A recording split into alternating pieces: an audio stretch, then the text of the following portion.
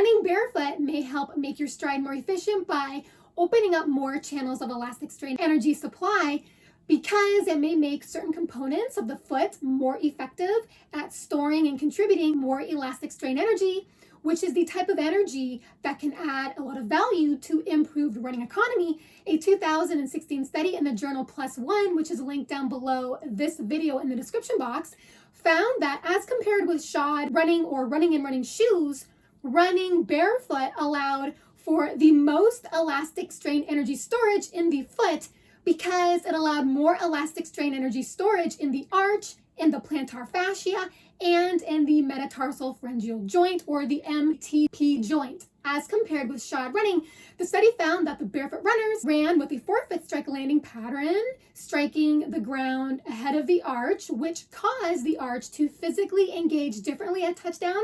as compared with the shod runners, who mostly use a heel strike landing pattern, striking the ground heel first behind the arch. This difference in arch engagement at touchdown proved to be effective for loading more spring energy through the arch in the barefoot runners, largely because the barefoot runners landed with a forefoot strike, which was found to load the arch from the moment of contact in what's called three-point bending. The reason the arch undergoes three-point bending in a forefoot strike landing during running is because at touchdown,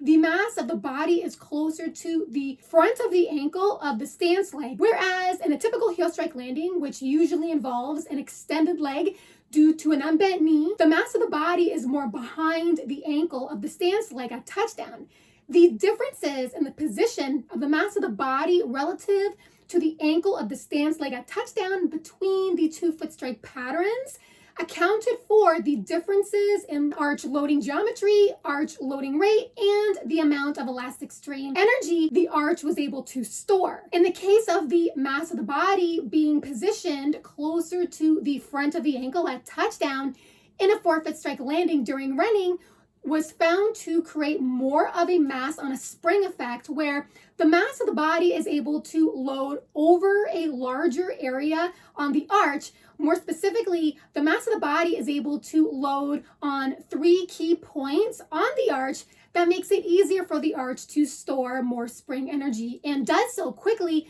meaning that the time it takes to spring load the arch more fully may happen faster in a forefoot strike landing during running, because the mass of the body at touchdown is more instantly, more directly on top of the arch, whereas in a heel strike landing during running, a smaller portion towards the back of the arch, or 1 point on the arch, is loaded at touchdown, because the mass of the body is positioned more behind the ankle of the stance leg at touchdown, and the time it takes to fully load all points along the entire arch with the mass of the body may take longer to happen, because again, the mass of the body is farther behind the ankle at initial ground contact. So because the arch of the foot at touchdown undergoes 3-point bending in a forefoot strike landing during running, spring loading of the arch is more pronounced and happens faster. In this way, running economy may be improved because you become more of an elastic spring propulsive system,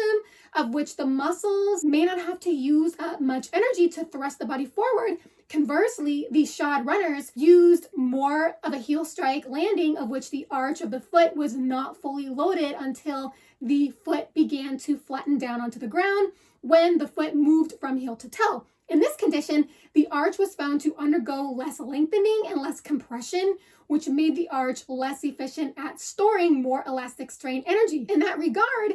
when your stride is less elastically powered during running, the muscles and joints like the ankle, knee, and hip joints have to pick up the mechanical work to tug the body forward, which can be more energy intensive. The researchers also discovered that arch compression during barefoot running, and therefore increased spring loading of the arch, was most directly responsible for optimizing elastic energy storage in associated structures of the foot, like the plantar fascia. Even better, the researchers found that barefoot running led to increased elastic energy storage in the MTP joint, because it increased MTP joint flexion at touchdown and during stance. This was a novel finding of the study, because the researchers discovered that the MTP joint accounted for almost 12% of the total lower leg energy absorption during the stance phase in barefoot running, suggesting that the elastic energy contribution coming from the MTP joint, as well as the plantar fascia, in addition to the arch, may be more optimized when running barefoot than in standard thickly cushioned running shoes. And of course, when you run barefoot, it allows the foot to spread at the metatarsals, or the balls of the foot, or the front of the foot. There is more flexion in these areas, especially in the MTP joint, which is why the MTP joint was able to flex and engage the way that it did in the barefoot runners. Not to mention, because of the freedom of movement you get when you are barefoot in general, allows your foot muscles to work independently, which has a large effect on strengthening the micro and macro structures of the feet. Overall, this line of research offers more of a definitive connection between running barefoot, with a forefoot strike landing, of course, and developing more functional gains in the feet, such as getting a higher return on spring energy in the 3 key areas of the foot I just mentioned. Conversely, this line of research also illuminates the extent to which running in certain types of running shoes, as well as foot strike pattern like heel striking during running, may fundamentally alter or impair the elastic mechanisms of the foot in ways that may lead to elastic energy loss and even a certain level of loss of function, because the arch may be too disengaged from its natural function. This is why, given the pronounced effect running barefoot has on increasing the efficiency of the springs in the feet, in addition to, of course, strengthening the micro and macro structures in the feet, this is why incorporating barefoot running to your training may have a great influence on improving